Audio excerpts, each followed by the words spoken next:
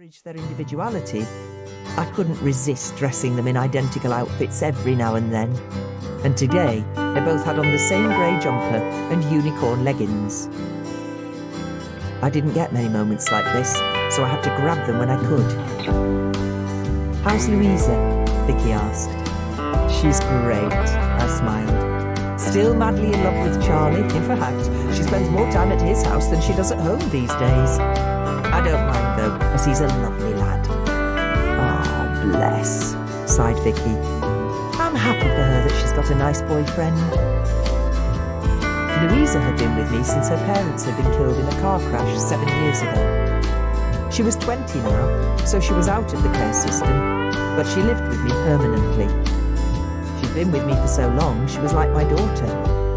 As a nanny, she was also a great help with my fostering placements. "And while we're on the subject of boyfriends," smirked Vicky, a mischievous look on her face, "how's Graham?" "Oh, give over," I said, laughing. "He's fine, thank you." After being resolutely single for years, I'd recently started a relationship with an occupational therapist called Graham, whom my friend Anne had introduced me to on a rare evening out at her house. He was in his early 40s like me, and I'd known him for a while before things had developed romantically. "We're seeing each other, but it's all very casual," I told her. "It's nice to have someone to chat to and to go out for a meal with from time to time. Although since I've been fostering the twins, there hasn't been much opportunity for that." "Hi, Maggie," said a voice suddenly, interrupting our conversation. I looked over to see my supervising social worker, Becky, walking towards us. "Sorry to interrupt, but can I grab you for a quick word before you go?" she asked. "There's something I want to run by you." "Of course," I said.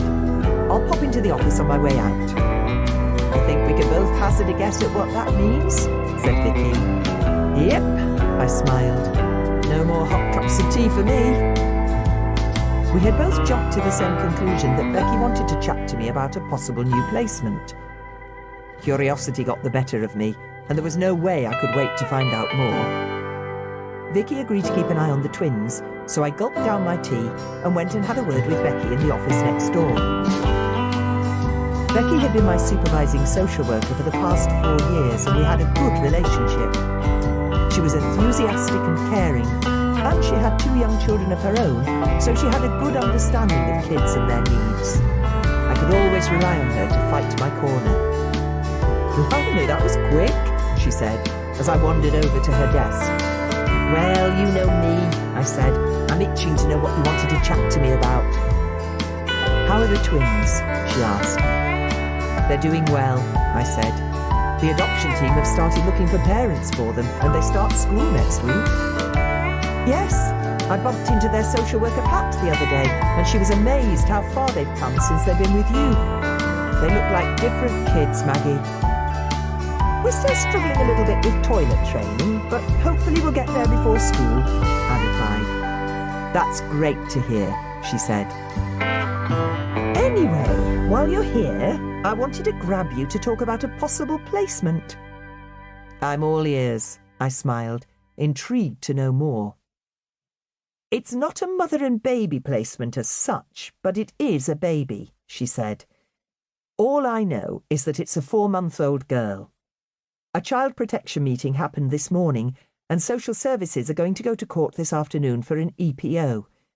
If the court agrees, then I just wanted to check to see if you were in a position to take her."